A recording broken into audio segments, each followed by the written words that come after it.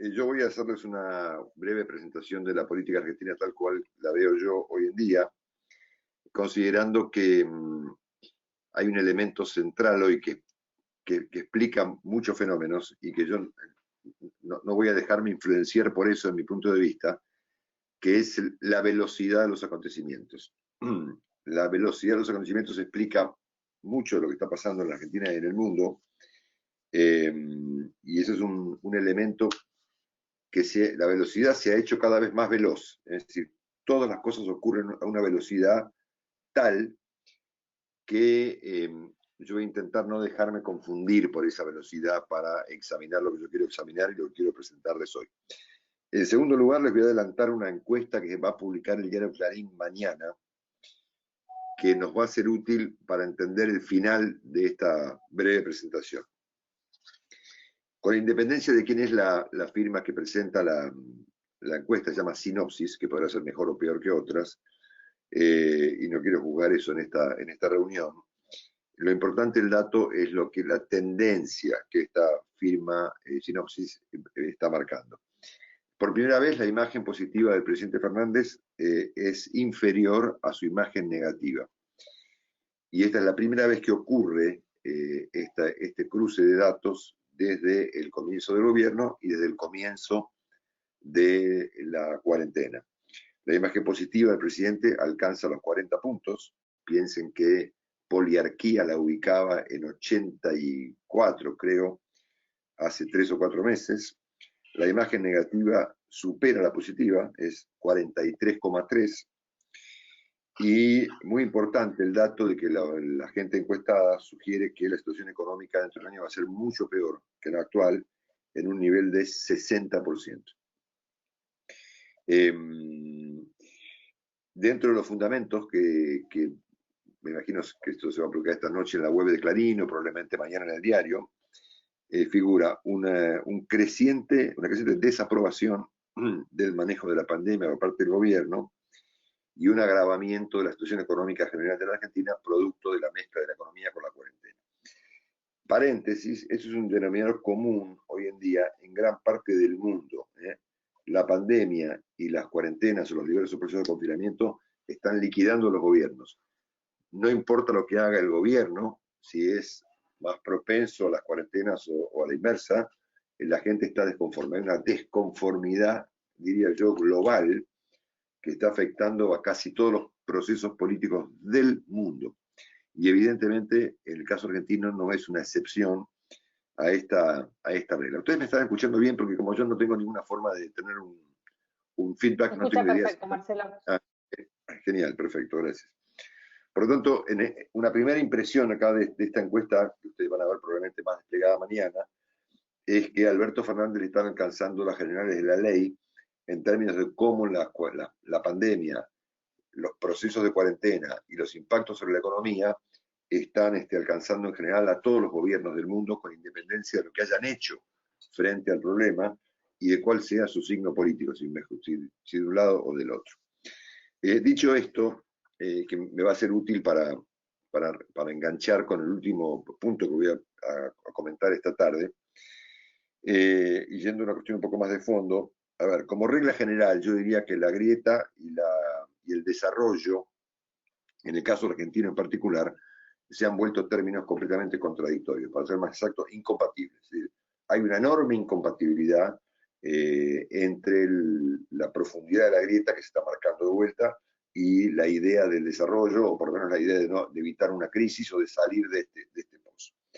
Tal es la magnitud de los problemas argentinos de hoy, los heredados de la administración Macri, los heredados de la administración de los Kirchner, los problemas generados por este propio gobierno, más la pandemia y la cuarentena, más la situación internacional, que es, como ustedes habrán advertido, y si quieren después profundizamos con alguna pregunta muy grave, más la velocidad de los acontecimientos que yo mencioné recién, yo no tengo la menor duda que la Argentina necesita ciertos niveles de consensos para evitar, y esto parece sanata, digamos, hablar de consenso, pero no tengo la menor duda que es así, para evitar que la crisis entre en un estado más grave o incluso evitar que la Argentina se convierta en otra cosa de lo que es. Entonces, no estoy diciendo que nos vayamos a parecer a Venezuela, pero estamos claros que si algo no cambia acá, el formato de la Argentina como país está mutando hacia algo, no sabemos bien hacia dónde, ¿no es cierto? Probablemente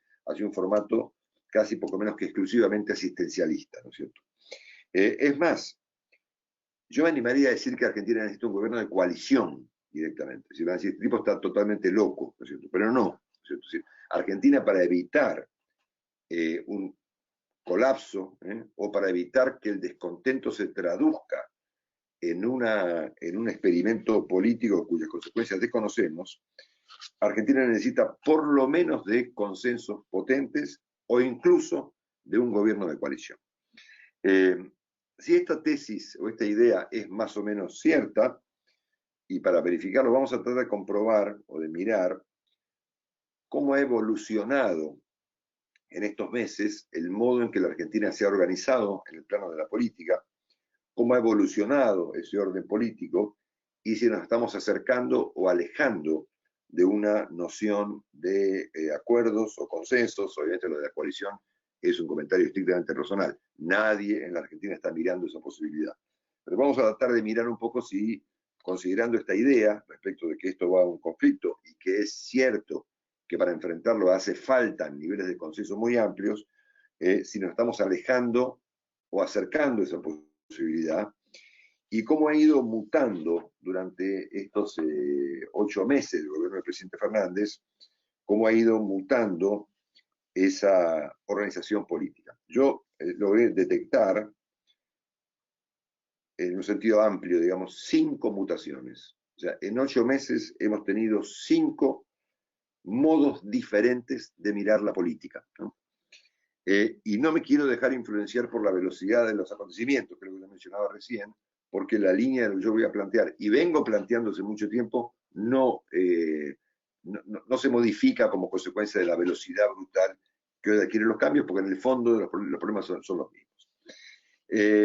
Durante los años del presidente Macri, y ustedes me han escuchado en el Sol hablar de esto en varias oportunidades, para intentar entender el rumbo y los resultados de la administración de Mauricio Macri, analizamos juntos con ustedes el orden político, el contexto dentro del cual Macri se manejaba. Y ahí yo recuerdo que planteamos aquí la pregunta de si Macri era un paréntesis o era un proyecto de poder. La pregunta que sustituye a esta en el caso de Alberto Fernández es si Alberto Fernández pretende volverse el jefe de algo o es simplemente un árbitro. Yo no lo subestimaría, es decir, yo no voy a entrar acá en subestimar al presidente, porque no aprendí que no hay que subestimar a ninguna persona que esté actuando en el nivel que actúa el presidente Fernández.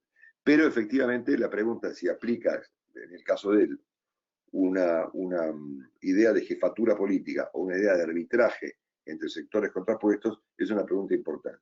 Sobre todo por el hecho de que la idea del presidente Fernández de abandonar de movida eventualmente, no digo la sustitución del kirchnerismo dentro de la coalición gobernante, pues es una cosa imposible, pero sí el proceso de intentar por lo menos diluir el papel del kirchnerismo más radicalizado dentro de la coalición gobernante, es una idea que está descartada, ¿no es cierto?, que por el momento no aplica. Por lo tanto, una primera aproximación es que vemos a Alberto Fernández como una suerte de árbitro en un proceso muy complejo de arbitrar entre locos, ¿no es cierto? Todos arbitramos todos los días en la vida, yo saqué la cuenta, entre 34 personas que están alrededor mío, pero arbitro entre cuerdos, ¿no es cierto? Por lo tanto, la idea del arbitraje entre personas cuerdas es más simple. Arbitrar entre sectores radicalizados es una tarea complicada y el presidente Fernández se ve a sí mismo como una persona que tiene la misión de arbitrar entre sectores contrapuestos. Las elecciones del año 2019, que consagran a Alberto Fernández presidente, parecían sugerir el restablecimiento de un cierto formato bipartidista relativamente virtuoso desde la perspectiva de varios analistas que plantearon en ese momento una modificación en el orden político de Argentina. Es decir, venía una suerte de formato de bicoalición, digamos, dos coaliciones enfrentadas pero limitadas, sobre todo en el caso de la coalición oficialista, compuesta por un montón de sectores, inclusive contrapuestos. Eso es finalmente, sin otra cosa, el peronismo, con límites, ¿no es cierto?, por la magnitud de la oposición en términos de su papel en el Parlamento, sin los 2/3 en el Senado, sin mayoría automática en la Cámara de Diputados, y por lo tanto con unos ciertos límites a cualquier experimento o intento de proceso hegemónico, radicalizado o inclusive completamente extraviado. Esta fue la primera impresión, ¿no?, que se estableció dentro de los analistas políticos cuando resultó la elección de 2019. Bueno, vamos a un formato de una especie de bipartidismo virtuoso con límites. De los 5, digamos, que yo voy a mencionar, formato número 1, ¿no es cierto? Bipartidismo virtuoso con límites. Donde obviamente iba a tener que primar el diálogo necesariamente entre las dos coaliciones protagonistas del orden político, y con un presidente propenso, digamos, con inclinación, con un sesgo del lado de las operaciones políticas, de la gestión de la política, del diálogo entre los sectores, etcétera, etcétera. Una visión un poco más aguda de esa primera impresión general que ofrecieron las elecciones nos ofrecía, desde mi punto de vista, otra perspectiva, así, un segundo formato. Las elecciones del 2019 no resolvieron, como generalmente ocurre en la Argentina, el problema del poder, ¿no es cierto? Ni para el presidente Fernández como jefe del gobierno y del oficialismo, ni para el presidente Macri como jefe de la oposición, a pesar del repunte que tuvo Macri entre las primarias y las elecciones presidenciales. Y es un problema muy serio, digamos. ¿Qué ocurre cuando una elección presidencial no consagra un proceso político potente? Porque en vez de resolver el problema y de cerrar el problema, lo abre, ¿no es cierto? Es decir, las elecciones que arrojan estos resultados que pueden ser vistos de manera muy diferentes, y en este caso, como yo lo vi luego de esta primera interpretación respecto del bipartidismo virtuoso, lo que yo empecé a mirar es, acá no se cerró un problema, acá se abrió un problema. Y en ese sentido, a mí me empezó a parecer que el formato resultado de las elecciones del año 2019 empezó a parecerse mucho a lo que ocurrió en los resultados de las elecciones del año 99, ¿no?, cuando la elección presidencial que consagra a Fernando de la Rúa empieza a mostrar dos coaliciones, la oficialista, la alianza, y la opositora, el peronismo, no con enfrentamientos marcados entre ellos, sino con enfrentamientos dramáticos dentro de cada una de las dos coaliciones. Un formato, digamos, clásico de la política argentina que uno no puede no mirar, ¿no es cierto? Es como en el caso de Carlos, que no mire la cuestión fiscal, es decir, es central, ¿no es cierto?, mirar cómo se organiza la política, dónde queda el poder, digamos, y en todo caso cuáles son las disputas, si entre o dentro, ¿no es cierto? Entonces yo empecé a mirar acá, más bien, más que un bipartidismo virtuoso, con acuerdos y tensiones entre dos coaliciones dominantes, empecé a ver unos niveles de tensiones muy severos dentro de cada una de ellas, ¿no es cierto? Tal como ocurrió en el año 99. Del 99 al 2001, la política se explica mirando esas confrontaciones dramáticas que había dentro de la alianza y dentro del peronismo. Recordamos que dentro de la alianza, parece historia antigua esto, pero es un formato que vale la pena mirarlo hoy en día para entender lo que en parte estamos viendo. En aquel momento el presidente de la Rúa era el presidente, pero no era el presidente, porque el poder político no pasaba por él, pasaba por Alfonsín, pasaba por la Alianza, pasaba por la provincia de Buenos Aires, pasaba por Chacho Álvarez, etcétera, etcétera. Y dentro del peronismo había una disputa desatada entre el menemismo, el dualdismo, eventualmente otras figuras, Carlos Reutemann, Felipe Solá, Kirchner, ¿no es cierto?, que fue un emergente de ese conflicto dentro del peronismo, etcétera, etcétera. Por lo tanto, a mí me dio la impresión de que el orden político argentino comenzaba a organizarse alrededor de dos coaliciones, girando en órbitas distintas, en situaciones completamente distantes, que apenas se tocaban entre ellas. Recuerden ustedes algún primer roce que hubo entre Cristina Kirchner, hoy agravado, por cierto, y Horacio Rodríguez Larreta, cuando Cristina Kirchner empezó que no podía ser que la provincia de Buenos Aires tuviera tal nivel de pobreza e imaginación, cuando la ciudad exhibía jardines colgantes, ¿no es cierto? O al primer enfrentamiento suave que hubo, atenuado hoy en día, entre el gobierno y el gobernador Morales como consecuencia de la situación de Milagro Sala, ¿no es cierto? Esos fueron los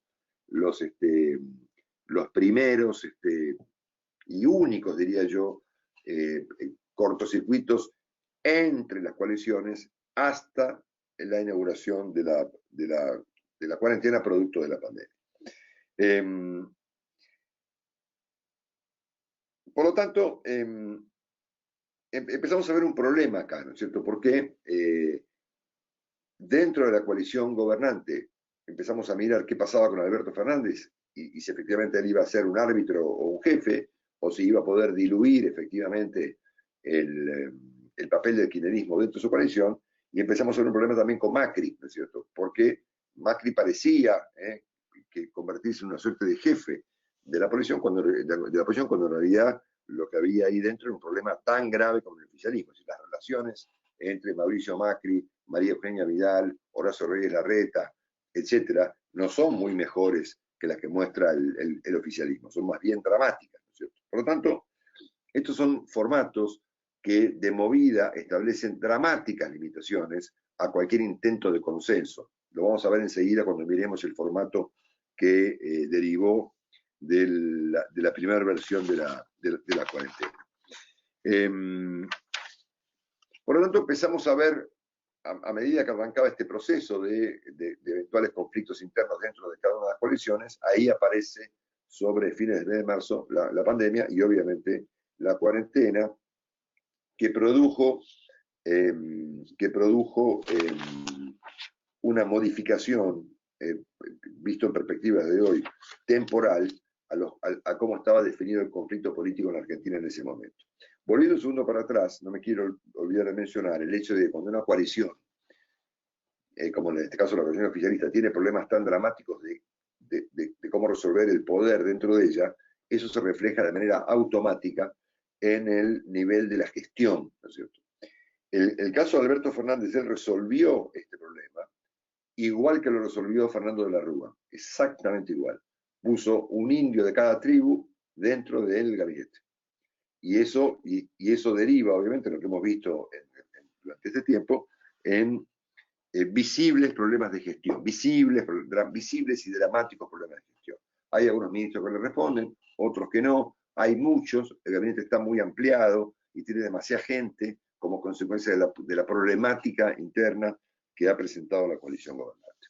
Bueno, a este formato inicial, digamos, que mucha gente veía, digamos, como una especie de bipartidismo virtuoso, digamos, que con limitaciones para proyectos hegemónicos, a esta segunda visión respecto de que en realidad estábamos viendo algo parecido a lo que Argentina vivió en el proceso 99-2001, ahí apareció la cuarentena. ¿No es cierto? Y la cuarentena produjo una tercera modificación en la manera en que empezó a mirarse la política, ¿no es cierto? En ese momento lo que ocurrió fue que pareció haber una suerte de confluencia del centro, ¿no es cierto? O sea, Alberto Fernández por un lado y Horacio Larreta por el otro, consensuando medidas hoy en día vistas muy básicas, ¿cierto? Estupideces, ¿no es cierto? La primera cuarentena, los anuncios oficiales, cómo enfrentar la pandemia, etcétera, parecieron mostrar un entendimiento inédito en Argentina entre sectores moderados, el presidente encabezando, digamos, al sector moderado solamente de su coalición, y Horacio Larreta como obviamente el emergente más significativo luego de la administración del presidente Macri. Ese formato de entendimiento entre sectores moderados fue inmediatamente bombardeado por los sectores radicalizados de cada una de las dos coaliciones, que se ocuparon de dinamitar eso por todos los lados posibles. Es decir, para el expresidente Macri y para su gente más acentuada desde el punto de vista de la confrontación con el peronismo, eso significó una especie de afrenta. Horacio empezó a tener problemas dentro de su coalición como consecuencia de su acercamiento al presidente Fernández. Y para el kirchnerismo ocurrió lo mismo, que por supuesto ve en la reta un rival, no ve a alguien con quien el gobierno debe pactar de qué manera se gestiona este momento tan particular de la Argentina.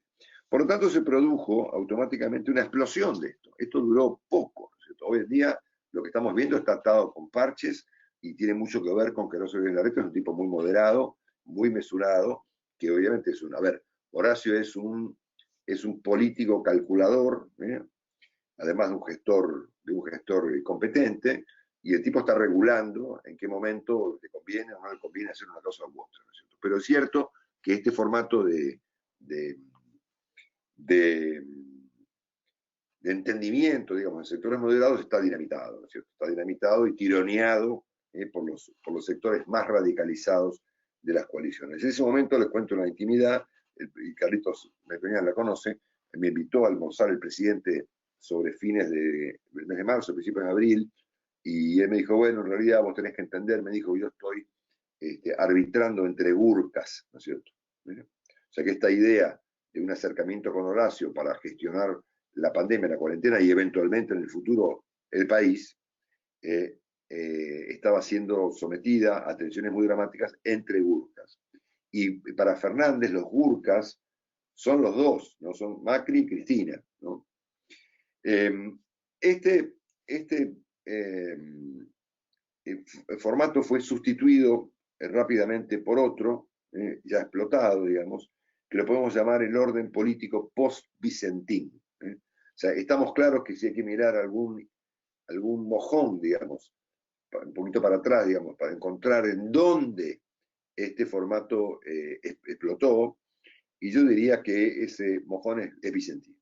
Y a partir de Vicentín empezamos a mirar otra cosa, ¿no? A partir de ahí empezamos a mirar el papel del propio presidente Fernández, que quedó muy desgastado como consecuencia del caso Vicentín, de un tema que obviamente nunca ocurrió y probablemente no va a ocurrir nunca, pero fue un símbolo muy significativo por las contradicciones en las que el presidente entró, por las contradicciones que fueron nuevamente exhibidas por la prensa y por la política a partir del caso Vicentín.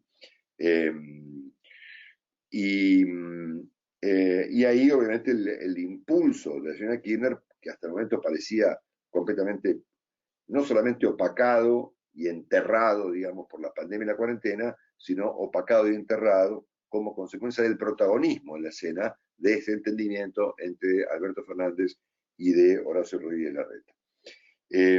A partir del tema Vicentín, algo cambió acá, evidentemente, agravado ahora, y este es un punto central para entender lo que viene, por la reforma judicial. La reforma judicial puede operar, puede actuar como una suerte de 125 de la señora de Kirchner en el año 2008. Obviamente, la reforma judicial involucra a muchas menos personas, no hay plata de por medio, como la había en el debate por las restricciones agropecuarias, pero se ha vuelto un revulsivo de la situación política que ha movilizado, en el medio de la situación complicada que vive la Argentina por la economía y la pandemia, ha movilizado a la política de una manera muy, muy visible. Esta situación muestra hasta qué punto la señora de Kirchner, que es vista hoy en día como una especie de genia de la política, que se ha dado el gusto de sobreponerse a los temas judiciales, de poner a un presidente y de volver a manejar el libro del país, es una verdadera bestia, ¿no es cierto? Entonces, guarda que el tema muy, muy importante para entender lo que ella ha desatado acá, ¿no es cierto? Porque el tema, digamos, Vicentín, reforma judicial, ha metido a la Argentina y a su propio gobierno en una dramática crisis que no ha hecho otra cosa que eventualmente poner de vuelta a Mauricio Macri en el centro de la escena, ¿no es cierto?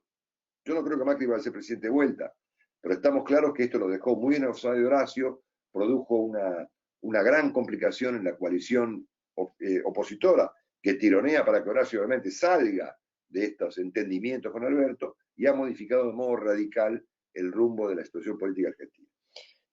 Ustedes saben que la radicalización no es el populismo, no son derivaciones de la ideología, son mecanismos de la política, ¿no? El populismo es un mecanismo, no es una ideología.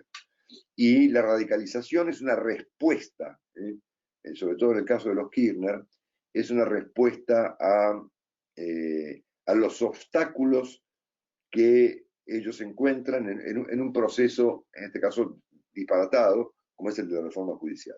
Les aconsejo que lean un artículo que publicó hoy el New York Times, firmado por Hugo Alconada Amón. Está en español en la página del New York Times, en este momento firmado por Hugo Alconada Amón, con la mejor refutación que yo he leído hasta ahora sobre la cuestión de la reforma judicial. Fue puesto en pantalla por el New York Times esta tarde, hace unas 2 horas. No se lo pierdan porque es probablemente la refutación mejor planteada, digamos, al disparate de la reforma judicial que está presentando el gobierno. Que por supuesto puede tener dos fuentes de las que se nutre ese proyecto. Yo le puedo creer eventualmente al presidente Fernández que tiene alguna intención de mejorar lo que es visible que debe ser mejorado. Y estamos claros que la otra vertiente del proceso es los problemas de la señora Kirchner, ¿no? Estamos claros al respecto. Por lo tanto, si efectivamente la reforma judicial encuentra obstáculos y se repite el comportamiento de Cristina Kirchner, como siempre se repite, si el líder no ha cambiado nunca, digamos, vamos a un escenario mucho más complicado en el plano de la política, en el medio de la pandemia, en el medio de la cuarentena y en el medio de una situación económica muy delicada, que como ustedes habrán escuchado a Carlos, estarán de acuerdo conmigo y con él que esto es un caos, ¿no es cierto? Por lo tanto, si miramos cómo opera aquí la radicalización, van a aparecer obstáculos. Esos obstáculos van a ser enfrentados con procesos aún más radicalizados y vamos a terminar todos como terminamos después de la crisis con el campo, todos contra todos, ¿cierto? Quiere decir que si, y volviendo al principio, que si hay una necesidad central de consensos, acuerdos e inclusive coaliciones para enfrentar la agenda argentina tan complicada, la señora de Kirchner acaba de dinamitar cualquier posibilidad de que eso ocurra. Y por lo tanto, esto muestra que su nivel de talento en términos de resolver problemas sigue siendo bastante escaso. Cuando se describe a Cristina Kirchner como una suerte de genia de la política, como consecuencia de cómo ella se comportó durante el último año de Macri, digamos, y cómo gestionó la política y cómo resolvió el problema electoral, yo francamente lo veo desde otro ángulo. Lo que ella demostró finalmente es que luego del error que Macri comete con María Eugenia Vidal en la provincia de Buenos Aires, a Macri le ganaba cualquiera. O sea, yo francamente no puedo encontrar dónde está la genialidad de Cristina Kirchner en materia electoral e inclusive política. A Macri le ganaba cualquiera. O sea, ella demostró que le ganaba a cualquiera. Le ganaba a Alberto, un político retirado, ¿cierto? Entonces yo no encuentro dónde está la genialidad. Macri entregó el país. O sea, se fue del arco. Cuando él decide retirarse de la provincia de Buenos Aires, hay una relación inclusive temporal entre el enfrentamiento entre Macri y Eugenia Vidal y la decisión de Macri de no adelantar la elección en la provincia de Buenos Aires para conservar el poder en la provincia de Buenos Aires, hay una relación temporal entre esa decisión de Macri y el armado de Alberto Fernández con Cristina Kirchner. Si Macri no entregaba la provincia de Buenos Aires, yo no sé qué ocurría, es contrafáctico, pero dudo que las cosas hubieran ocurrido como ocurrieron, ¿no es cierto? De hecho, o por lo menos, hoy ni Axel Kicillof, ni Daniel Goyán, ni Nicolás Kreplak ni Teresa García estarían gestionando la provincia de Buenos Aires, estaríamos en Navidad. ¿No es cierto? Ese fue un error muy dramático de Macri, probablemente el más dramático de los errores que Macri cometió durante su administración, que lo pagó con la presidencia. Y por lo tanto lo pagó con contra cualquier candidato que hubiera. Es decir, si era Agustín Rossi, también ganaba Agustín Rossi, ¿no es cierto? O si era Felipe Solá, o si era cualquiera le ganaba a Macri después del error garrafal y catastrófico que Macri cometió en materia electoral en el caso de la provincia de Buenos Aires. Quiero decir con esto que estamos viendo cómo ha ido mutando durante estos 8 meses el orden, la organización, los valores y los protagonistas alrededor de los cuales se ha organizado la política argentina en estos meses, y hemos pasado de la posibilidad de un bipartidismo virtuoso, con límites, a un modelo 99-2001 muy parecido al de la Rúa, con grandes conflictos dentro de las coaliciones, no entre ellas, con el problema del poder irresuelto, a un tercer formato, esto es un entendimiento en el centro a propósito de la cuarentena entre sectores moderados, que fue 4 explosionado, dinamitado por los sectores más radicalizados de cada una de las coaliciones, a este modelo post-Vicentín que tiene la reforma judicial como tema central y que obviamente nos deriva a un camino de agravamiento de la grieta y de tensiones políticas muy severas como consecuencia de lo delicado del tema judicial y del hecho de introducir como tema principal en la agenda el tema judicial en medio de un pandemonium económico. Estamos claros que el plan judicial, si cabe la palabra, del gobierno, es bastante más sofisticado que su plan económico, ¿no? Y eso empieza a notarse y se refleja en las encuestas, ¿no es cierto?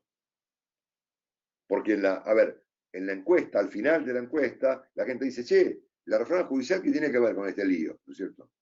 ¿Por qué ponderan la reforma judicial por encima de los temas económicos, considerando el estado de cosas de la Argentina?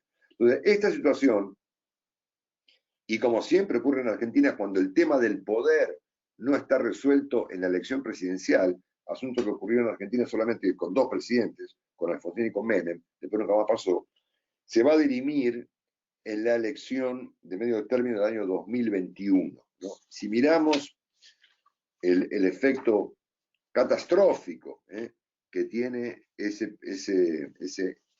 momento de la política, cuando las cosas están complicadas, vamos a encontrar 2001, el fin de la Rúa, 2005, el fin de Kirchner, de Duhalde, 2009, el fin de Kirchner, 2013, el fin de Cristina Kirchner, y 2017, aún ganando, lo cual prueba hasta que Muto Macri estaba completamente errado en su estrategia y concepción de la política, fue el fin de Macri, ¿no es cierto?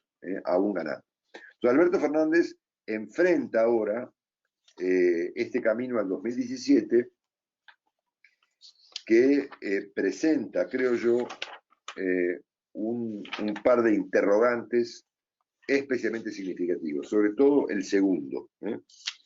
El primero es si efectivamente en algún momento, y esto se lo pregunta a todo el mundo todo el tiempo, efectivamente Alberto Fernández puede disolver sin romper, porque tampoco vamos a ser irreal, y vamos a plantear hipótesis que no son viables, si puede disolver, como hizo Néstor Kirchner con el dualdismo en el periodo 2003-2005, si puede disolver el papel de los sectores más radicalizados de su coalición, porque el hecho de no tener un rumbo con independencia de su resultado en términos de proyecto político propio, lo debilita mucho, ¿no es cierto? Esta idea de autoverse, digamos, como un árbitro, ha debilitado mucho al presidente Fernández. O sea, esta visión que él mismo se impuso de no ser un jefe, sino un árbitro, y de no plantear esa línea, ese vector para adelante, decir, bueno, yo voy para allá, es decir, voy a intentar construir un proyecto de poder propio, digamos, o más personal, digamos, más moderado inclusive, que diluya, digamos, como consecuencia del hecho inclusive hasta de ponerlo en marcha, digamos, el papel más complejo de la componente de su coalición. Esta pregunta parece no tener una respuesta, o por lo menos si hay una respuesta hoy, la respuesta es no. Es decir, el presidente Fernández, a pesar de que resiste internamente, con alguna habilidad, digamos, en algunos casos,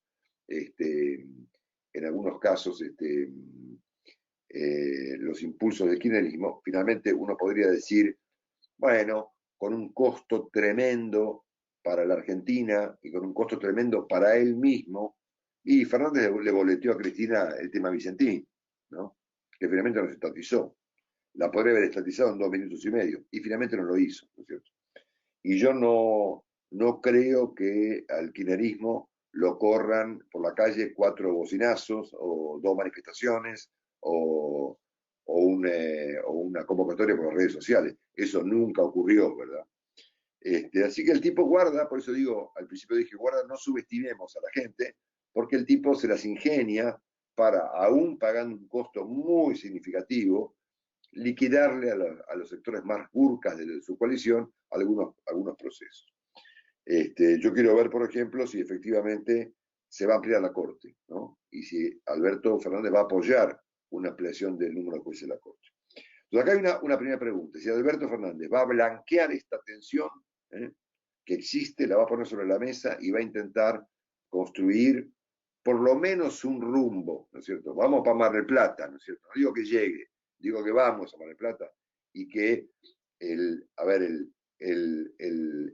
la marcha del camión ordene los melones, ¿no es cierto? Como diría Felipe Solá, ¿no es cierto? Eso sería una gran cosa que por supuesto hoy no está disponible y presenta un enorme interrogante. Es decir, la disputa de poder dentro del oficialismo no sabemos cómo se va a dirimir y cuál va a ser su desenlace. La segunda pregunta importante que se nos presenta aquí en adelante, sobre todo mirando a esa elección de medio término, donde va a dirimirse finalmente lo que no se dirimió en la elección del año 2019, es quién va a representar y quién va a capitalizar el descontento. Una pregunta central, ¿no? Porque, como dije hace un ratito, en todo el mundo hay un descontento. Se haya aplicado o no cuarentena, se haya aplicado o no confinamiento, haya más o menos impacto de casos, lo que sea. Todos los gobiernos del mundo tienen enfrente un problema muy serio como consecuencia de esta situación inédita que estamos viviendo. Por lo tanto, vamos a ir, el descontento ya es visible, por eso se tiene la encuesta de sinopsis que va a conocerse mañana, con 40% de aprobación para Alberto, perdiendo prácticamente 40 puntos si lo miramos contra la primera encuesta de poliarquía. Y la pregunta es quién corno, quién demonio va a capitalizar ese descontento que va a tener un montón de expresiones dramáticas. Va a haber recesión, va a haber caída de actividad económica, va a haber aumento de precios, no va a haber creación de empleo. Vaya uno a saber, digamos, con la velocidad que hoy tienen los acontecimientos en qué estamos dentro de unos meses, ¿no? Y es una pregunta importante esta porque el descontento lo puede capitalizar eventualmente la oposición actual, en el caso de mantenerse unificada, cosa que también está por verse, o puede aparecer cualquier cosa, ¿no es cierto? Y guarda que a mí me dicen en Argentina, bueno, cualquier cosa que no va a aparecer. ¿Y por qué no?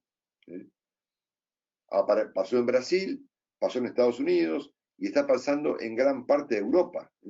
Estamos viendo en Europa procesos muy complicados. Bueno, ni hablar, por supuesto, de Estados Unidos y Brasil, ¿verdad? Sino de manera mucho más cercana estamos viendo cómo el orden político clásico fue sustituido por representantes de órdenes mucho más disruptivos y mucho más populistas y muy antisistema y demás. Desde acá dejo estas dos preguntas, que son las dos preguntas, creo yo, más importantes, que por supuesto yo no tengo respuesta hoy a esas dos preguntas, pero son los dos elementos que tenemos que mirar de aquí en adelante para intentar establecer o entender, mejor dicho, hacia dónde demonio va esto, ¿no es cierto? Uno, si el presidente Fernández va a poner o no su camioneta, digamos, para alguna parte, para el lado de Mar del Plata, digamos, y en todo caso, si los sectores que componen el oficialismo lo van a seguir o no. Y segundo, ¿quién va a capitalizar ese descontento? Si va a ser capitalizado dentro del sistema político, Horacio, María Eugenia, Macri, no sé, Expert, yo qué sé, López Murphy, o algo, o un experimento raro, ¿no es cierto? Que, como siempre ocurre con los experimentos raros, nunca es visible. Entonces, cuando a mí me dicen, che, pero no hay nada, no estamos viendo nada raro, ningún candidato loco, ningún Bolsonaro. Bueno, justamente, digamos, esa es la idea. Eso nunca se ve. No son procesos visibles, son procesos que ocurren muy abajo, digamos, ¿no? que necesariamente ocurren debajo de la superficie y un día irrumpen, ¿no es cierto? Fíjense el caso, por ejemplo, de Bolsonaro en Brasil, o del papel fundamental, por ejemplo, que hoy tiene Podemos, por ejemplo, dentro del gobierno de España, ¿no? O sea, usted viene en España, ¿no es cierto? España es un país que tiene un bipartidismo clásico extraordinario, ¿no es cierto? Que funcionó durante 30 años. Hasta que un día explotó ese modelo y obviamente hoy hay un protagonismo central en el gobierno del pobre Pedro Sánchez, que conozco muy bien, de un melenudo, chavista, disparatado, que no ha hecho otra cosa que complicar la vida al gobierno y a su país. Entonces guarda que bajo diversos formatos, estos sectores antisistema de golpe aparecen, ¿no? De manera disruptiva y probablemente dramática, ¿no? Y si miramos los procesos políticos en el resto del mundo, hay niveles de incertidumbre extraordinarios. Es decir, ¿qué va a pasar después de Macron? ¿Qué va a pasar después de Merkel? ¿Qué va a pasar en Italia? Bueno, obviamente, ¿en qué clase de escándalo judicial va a derivar la elección en Estados Unidos? Si Bolsonaro va a sobrevivir a un juicio político posterior a la pandemia, sacando Uruguay, digamos, que parece un país ejemplar. El resto de los procesos políticos en el mundo están muy complicados todos y por supuesto agravados como consecuencia del impacto de la pandemia y de la cuarentena. Así que bueno, en resumen y para terminar, y les pido disculpas un poco por la desprolijidad, algo inconexa de esta presentación, pero tuve un día muy complicado, miraría estos dos elementos con mucha atención, ¿no es cierto? El rumbo del presidente Alberto Fernández en materia política, porque de eso depende el resultado económico. Si Alberto Fernández en este estado de cosas, difícilmente puede ser algo diferente a lo que viene haciendo. Y segundo, miraría con mucho detenimiento quién eventualmente capitaliza el rumbo, el lugar hacia donde va la Argentina, que es un enorme descontento, desaprobación, eventualmente crisis y por qué no colapso. Muchas gracias. Bueno, muchísimas gracias Marcelo, muchísimas gracias Carlos. Les recuerdo a todos que los que quieran hacer preguntas, que ya hay un montón, ahora vamos a comenzar a hacerlas, pueden hacerlo en un sector de la aplicación que dice preguntas. Para comenzar, a ver, hay bastantes, vamos a tratar de hacerlas todas. Carlos, una pregunta. En varias oportunidades, Argentina ha sido el primer país en plantear soluciones extrañas relacionadas a la gestión de su deuda externa. ¿No será el primero también en incumplir abiertamente compromisos con el FMI? ¿Cuáles serían las consecuencias?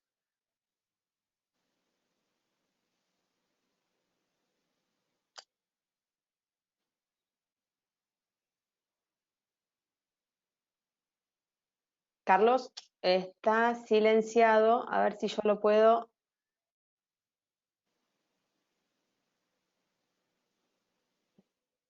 A ver. Ahí está. Ahora sí, lo escuchamos. Sí, estaba por decir, primero, vos sabés que no tengo en la memoria si hay algún país que ha incumplido con el FMI.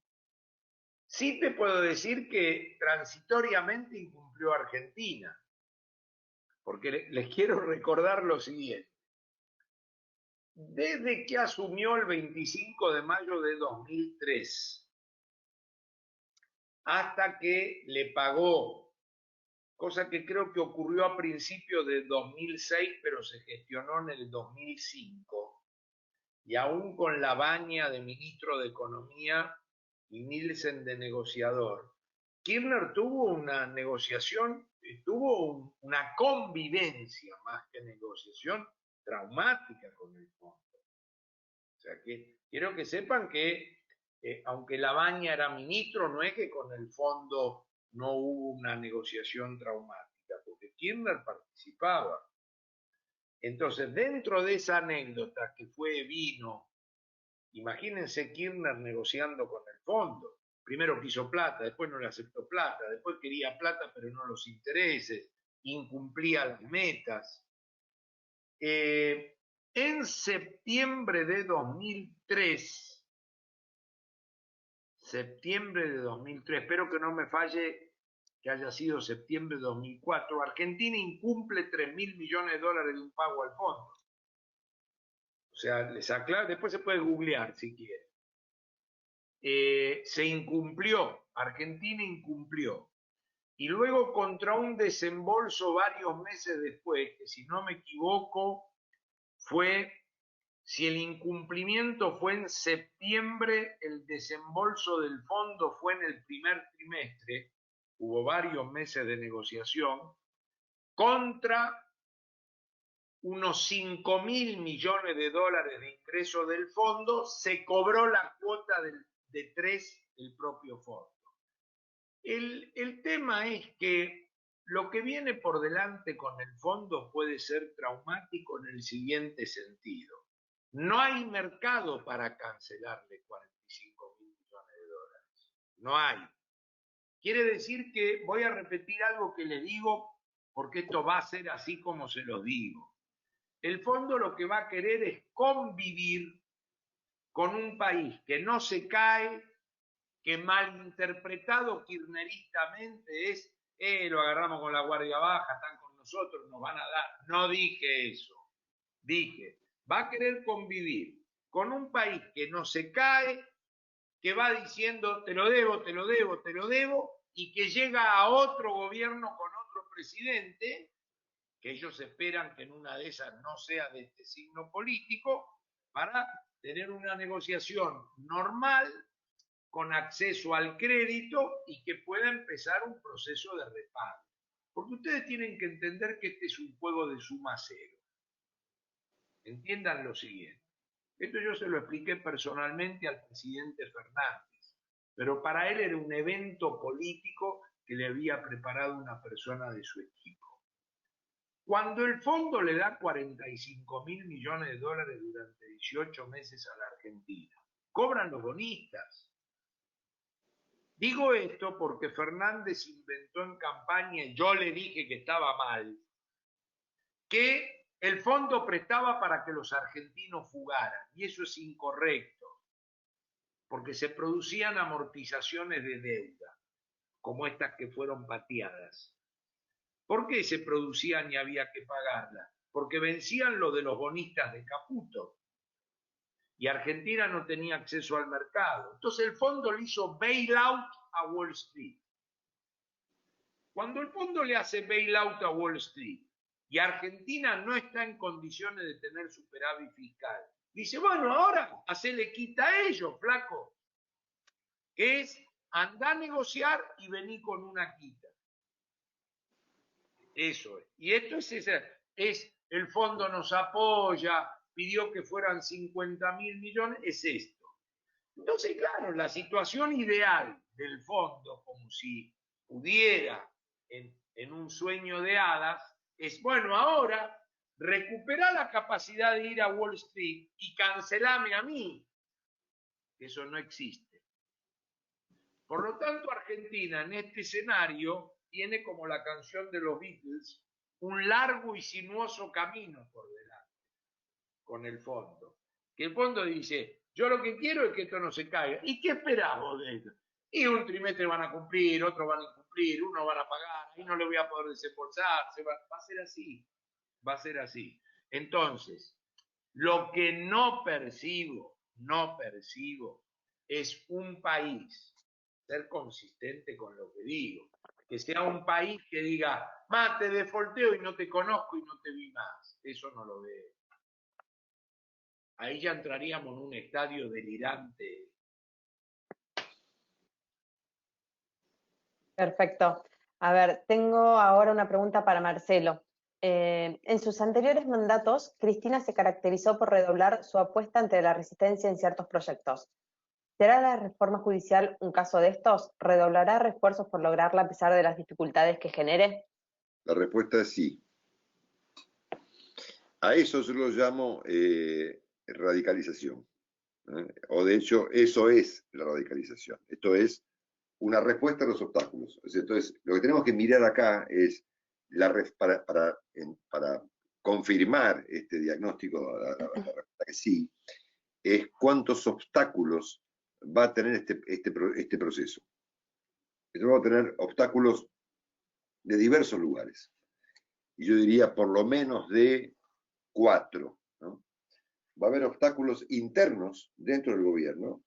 Alberto, Belis, Vilma Ibarra comparten el punto de vista de Cristina Kirchner. Vemos, ¿no? No está claro.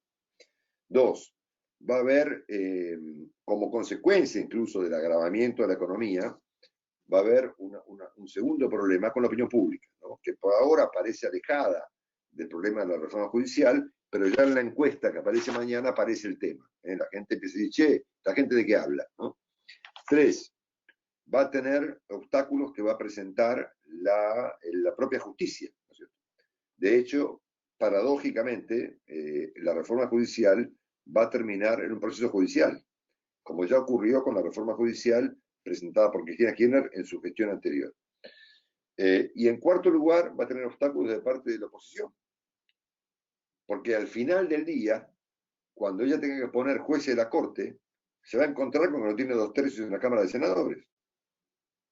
Entonces, fíjense la cantidad de obstáculos que va a tener este proceso que acaba de empezar, ¿no es cierto? Hace un rato la comisión, ya está el lío que hay con la justicia, que la comisión Veraldi, como la bautizó Carlos Pañi, ya citó a la Corte, ¿no es cierto?, para que opine en el contexto del debate en el Parlamento o en donde sea que ocurra por reforma judicial. Entonces acá va a haber muchos obstáculos, de parte de la opinión pública, de parte de la propia justicia, de parte de la oposición y dentro del propio gobierno. O sea, va a consagrar fácilmente Alberto Fernández una reforma judicial que arruine a la Corte y que haga de la Corte una institución orientada solamente a volverse un tribunal de última instancia en las causas vinculadas con la señora Kirchner.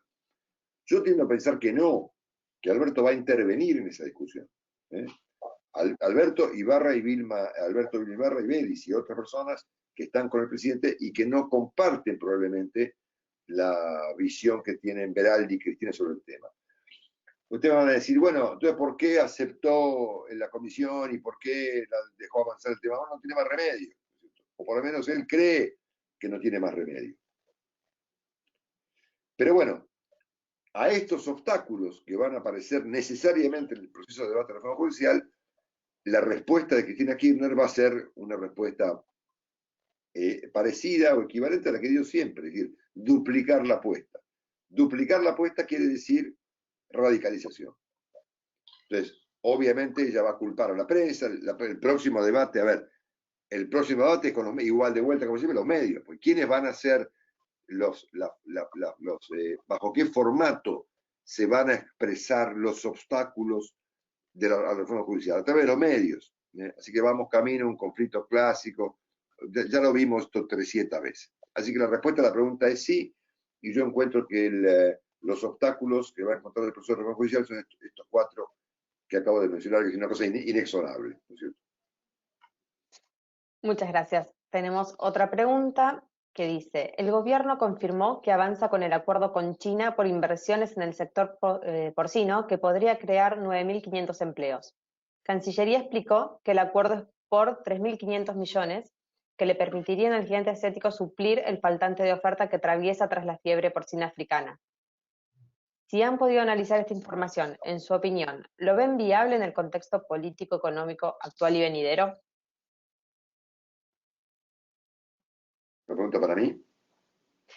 No especifica, Bueno, para el que la quiera responder. yo no conozco los detalles del caso, y uno podría mirar, como han hecho algunos de mis colegas, este proceso en el contexto de cómo se coloca Argentina, por ahí, si me equivoco, corríjame, pero por ahí este es el sentido de la pregunta, en el contexto de las tensiones visibles de Estados Unidos, y no solo de Estados Unidos, sino también de parte de Europa, digamos, con los chinos, ¿no es cierto? Y en qué lugar se coloca Argentina en esa disputa geopolítica, digamos, ¿no?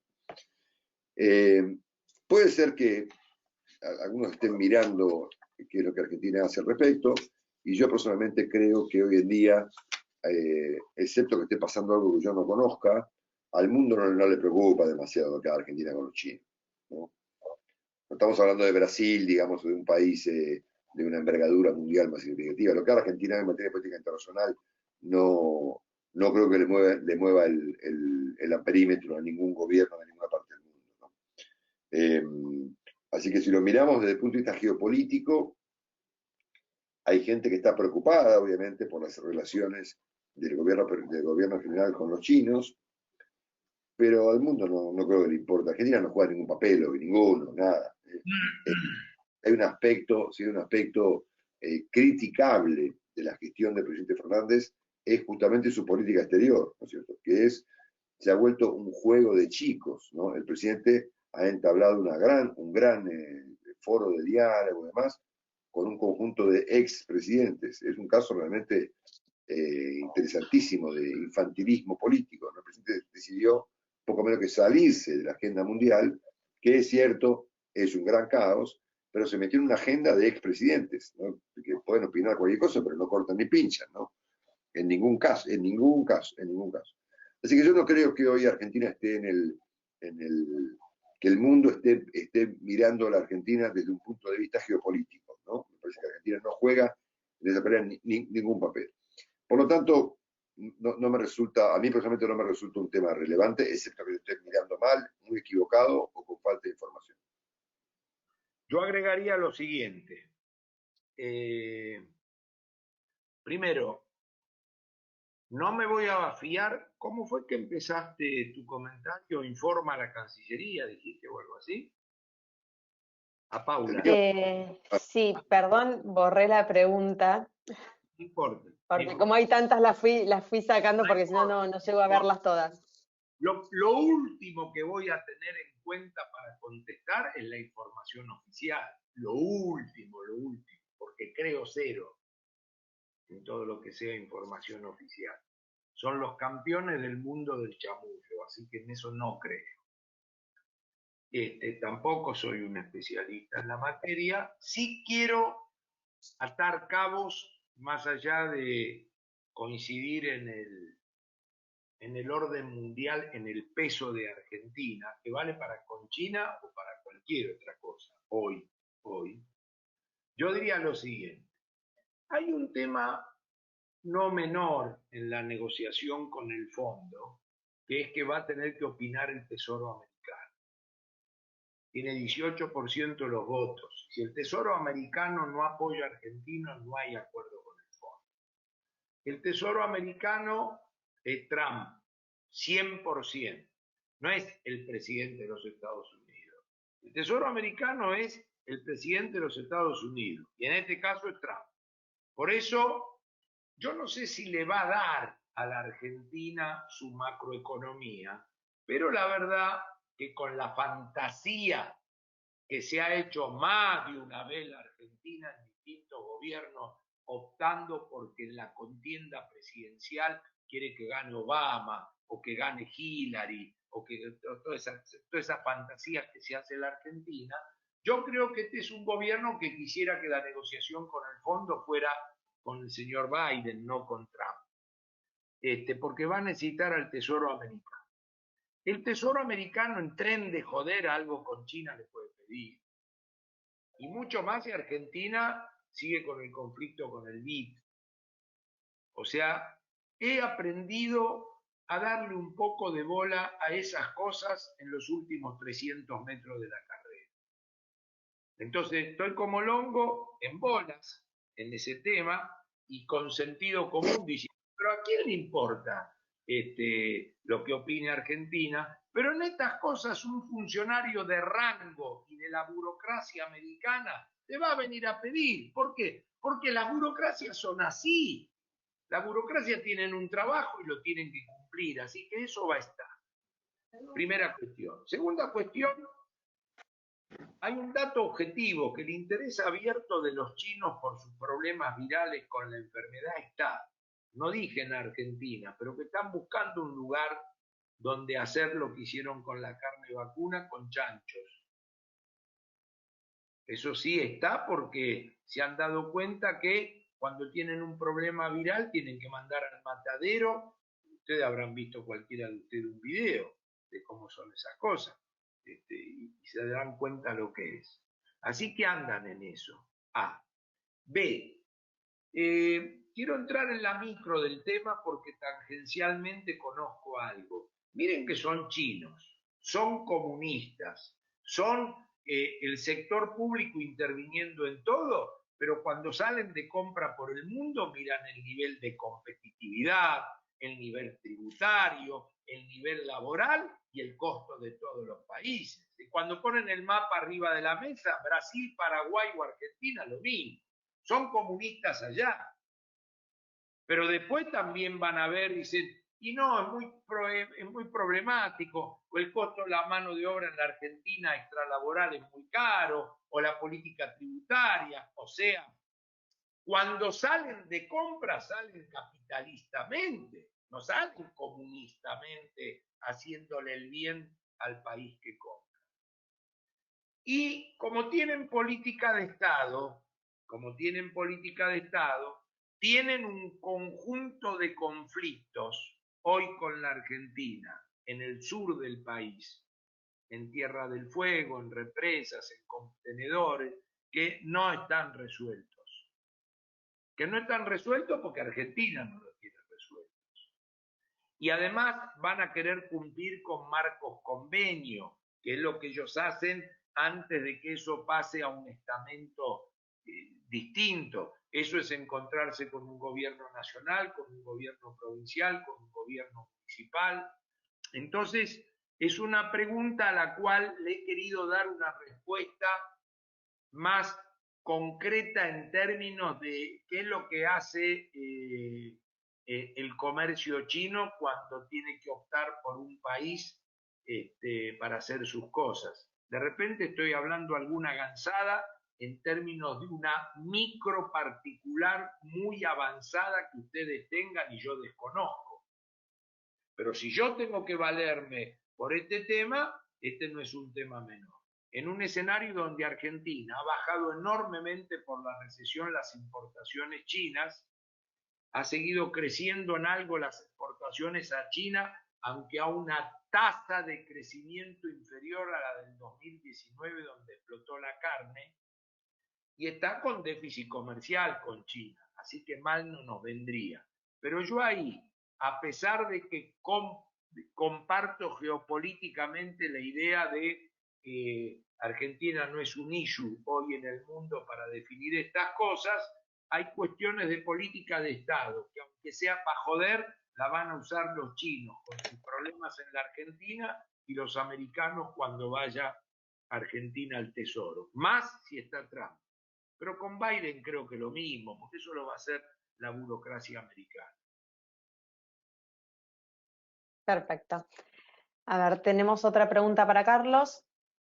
Más allá de cómo ingresamos a la pandemia, me preocupa la salida que se vislumbra de declaraciones y acciones del gobierno. Parece que vamos a un esquema de más Estado, más asistencialismo y más gasto. ¿Hay espacio para esto? Bueno, empiezo por el final. La respuesta, si la persona que preguntó vio la presentación, la respuesta es no. O mejor dicho, no hay espacio sin consecuencias. La respuesta es no. Pero claro, ¿quién le pone el cascabel al gato y quién ve la punta al ovillo? Le decía a Longo el otro día, que no sé ni cuánto se entendió, pero dado que ahora nos estamos viendo y lo tengo acá, no le mentía. Tengo el cuadro acá que le mencioné por radio, cuando dije, me mandé a hacer un cuadro que tuve que pegar con cinta scotch de lo largo que era, porque no me entraba en una hoja de estas cuestiones psicológicas, diría Manes, de 5 meses de cuarentena.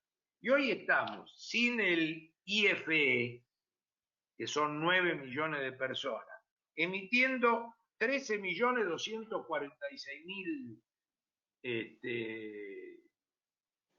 cheques. Que dicho sea de paso, que dado que el señor tiene el share que tiene, cada vez que hablo con él por teléfono me llaman 58 colegas de él para salir al aire, para esto, para toda esa historia puteándome en 20 idiomas de por qué con él sí, con otro no. Y me pedían el cuadro. Me pedían el cuadro. Y decir que acá está el cuadro, existe. Entonces, a este cuadro de 13 millones hay que sumarle, aunque se duplica en personas, no en cheques, los 9 millones del IFE, quiere decir que ya hay más de 20 millones de cheques mensuales. Por supuesto, no quiero entrar en razonamientos políticos, pero esto con una explosión entre 2006 y 2015, que lo sabe todo el mundo, lo hemos hablado hace años. Entonces, espacio, hoy leí en un artículo en La Nación, que lo recibió el presidente y fue Grabois a llevarle la creación de un fideicomiso de 750.000 millones de pesos, para eso sí, trabajando, dice, dársela a personas que quieran trabajar. Y también leí, y lo dije explícitamente en el PowerPoint, que el Ministerio de Arroyo, que creo que se llama de Desarrollo Social, no sé, el del ministro Arroyo, andan con algo que para mí tiene chance cero, pero en que andan los Finlandia y los Noruega, que es la renta básica universal, que es el aprovechar, miren cómo funcionan estas mentes. Ayer Cecilia Todesca dice en el mismo reportaje donde mencioné lo de la bimonetariedad, dice, anda muy bien el IFE. Pregunto, ¿qué significa que ande bien el IFE? Significa que, vos decís, regalo 10.000 pesos y vienen 9 millones a cobrarlo. Anda fenómeno. No es que pusimos un kiosco y estamos vendiendo bien. Entonces dice, anda muy bien. Y si sigue tan bien, lo vamos a transformar en renta básica universal. Va a haber cola, voy yo también a notar. Entonces, no sé qué contestar. Me tengo que fiar por la realidad. La realidad, por eso la macro mata micro y la macro no pide permiso. Cuando se le cante a la macro, esto va a pasar factura. Por eso hay un cuadro muy importante que les pasé, que tiene que ver con el de antecedentes históricos, que decía una sociedad que acepta al Estado, el bimonetarismo, que cada uno de estos eventos terminaron con inflación y devaluación, y el primero de todo decía que el político reacciona frente a la piña. Que es la conclusión desde la democracia hoy que pusimos. ¿Cuándo reaccionó por el plan austral Alfonsín? Chocó primero. Menem, que vino atrás de él, fue con Bungiborg, chocó. Menem chocó, tuvo una segunda hiper y el plan Borg. Después, ¿quién vino después de Menem? De la Rúa. Chocó, terminó llamando a Caballo, a López Murphy. Y después vinieron los 5 presidentes, que chocaron un día. Yo estuve con Labaña el 24 de abril de 2002 con Dualde en Olivo. Y después vino Kirchner y tiene la década maravillosa. No chocaron, pero descapitalizaron, entregaron como entregaron. Y Macri chocó, porque tuvo que ir al fondo después que chocó. Entonces la pregunta es, ¿va a haber reacción anticipada? Y ahí lo que hay que ver es en qué andan los actores. Los actores creen que han descubierto que les mentimos toda la vida que la emisión generaba inflación. ¿Por qué? Bueno, porque ahora estamos emitiendo y no hay. Lo dice también Todesca en el artículo de ayer. Léanlo, de Tela, está impecable. No es una crítica personal, ni la conozco. Perfecto. Para ir cerrando, les hago una pregunta general a los dos para que den su opinión sobre el sector agro, el sector de la producción de carne, tanto cerdos, pollos, ¿cómo lo ven a futuro? ¿Longo? Bueno, no soy un especialista y no puedo dar una. Lo veo en el contexto de esta crisis argentina, es decir, no veo que vaya a cambiar nada, ¿no? O sea, yo no me creo, bajo ningún punto de vista, que la señora Kirchner haya cambiado nada, ¿eh? Nada, cero, ¿eh? Por lo tanto, no veo cambios, ¿no? De hecho, creo que no los hay tampoco, ¿no? Si miramos hoy, es más, no es más que mirar el tipo de cambio, ¿no es cierto?, que recibe el sector más relevante de las exportaciones de Argentina, para advertir que no me parece que el gobierno esté demasiado preocupado del tema, ni vaya a estarlo, digamos, ¿no? Lo que no parece estar dadas las condiciones como consecuencia del estado de cosas generales y post fracaso de la operación Vicentín, de una estallido, digamos, del campo en contra del gobierno que sea políticamente visible. Casi ocurre con Vicentín, pero bueno, el tema Vicentín se abortó, finalmente el que lo terminó de abortar fue Alberto Fernández. Pero dentro de lo que yo describí como esta lucha compleja dentro de la coalición gobernante, la mayoría de esa coalición no creo que esté viendo el campo con como, como algo, un sector que merezca, digamos, una política distinta y una ponderación diferente en la Argentina. Así que no veo grandes cambios, ni veo que el sector dominante de la coalición oficialista haya modificado su perspectiva respecto del papel del campo en Argentina. Más bien al contrario, digamos, ¿no? Es decir, me parece que el impulso del tema Vicentín, finalmente abortado por la realidad y por el propio Alberto Fernández, mostró que en cualquier momento el tipo da el zarpazo, digamos, ¿no? Es decir, fue como una especie de tirada de una garra, digamos, que podían agarrar, bueno, falló, pero yo esperaría la próxima, ¿no? Yo diría, es un caso que lo plantearía de la siguiente manera. Por supuesto, voy a dejar de lado cosas en las que no creo personalmente, la dejaría. Si no se meten con el bien común, no me afectan. Pero voy a dejar de lado las políticas sectoriales. Las políticas sectoriales ventajeras, como regla general, de policy maker no me gustaron nada, nunca. Si son chicas no pasa nada, pero la pregunta, me imagino, no viene dirigida. Yo no solo no lo sé, sino estoy en contra de esas cosas. No viene dirigida en términos de ventajas sectoriales. No la voy a tener en cuenta. ¿Okay? Quiero decirle, como acá el que no llora no mama, esta pregunta de otros sectores no campo viene. ¿Por qué? Y pues con fulano nos va a ir mal a nosotros. Pero si viene Mengano, sí, porque vamos al Ministerio de Industria y ahí vamos a tener esas cosas. Sepan que existe. Yo en eso no creo. No creo. Y espero que no venga. Ahora, siguiente. Tienen una ventaja fenomenal a cualquier tipo, no que fue empresario, porque yo empresario no fui en mi vida, fui bolichero. Pero tienen una cosa esencial para un tipo de negocio, que es el producto. ¿Saben lo que vale eso? Pues si ¿qué quiere vender? Caramelo. ¿Y quieren caramelo? Sí. Eso es una cagada. No. Ustedes tienen algo que vale. En un país que, digamos, para el producto en sí mismo tiene ventaja comparativa.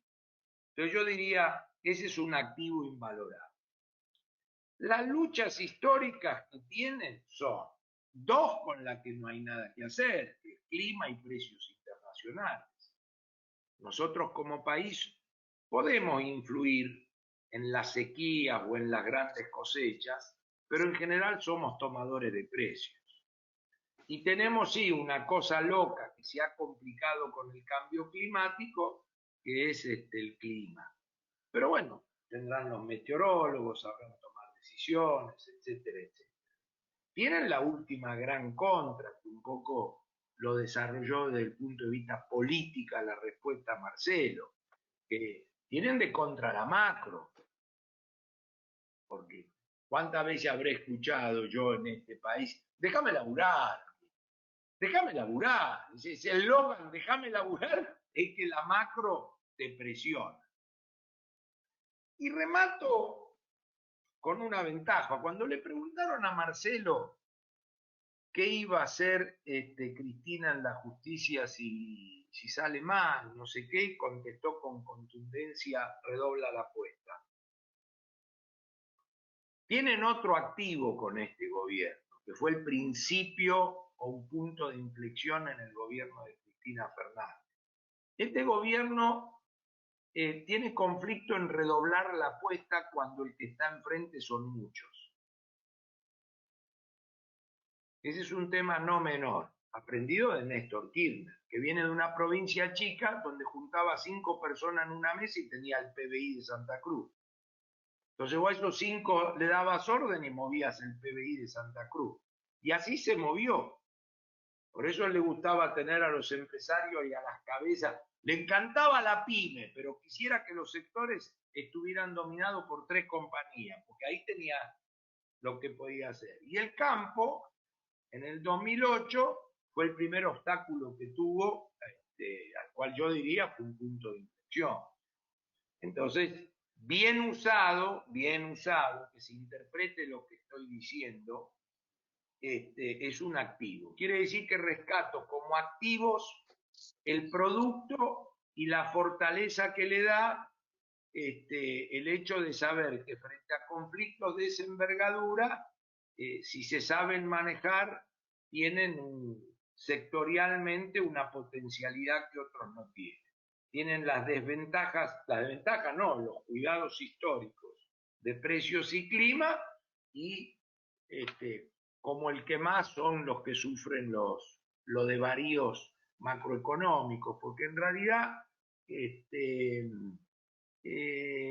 la macroeconomía en la Argentina hace pobres y ricos de la mañana a la noche. El campo está medio fuera de esa timba, excepto que tenga un gran país, como pasó alguna vez, y se potencian los precios. Pero si no, son muy dependientes de la macro-micro, la macro en general, precios, tipo de cambio y demás, la micro tributaria y demás, va a ser así. Tienen el producto y el respeto de la gente. Buenísimo, muchísimas gracias. Les agradezco muchísimo su tiempo. Pido disculpas a todos los que enviaron preguntas, pero bueno, no hubo tiempo para todos. Carlos, Marcelo, muchísimas gracias por habernos acompañado una vez más. Siempre es un placer contar con ustedes. Y bueno, y a todos los asistentes también, muchísimas gracias por habernos acompañado. Así que bueno, muy amable todos. Hasta muy pronto todos. Chao, chao.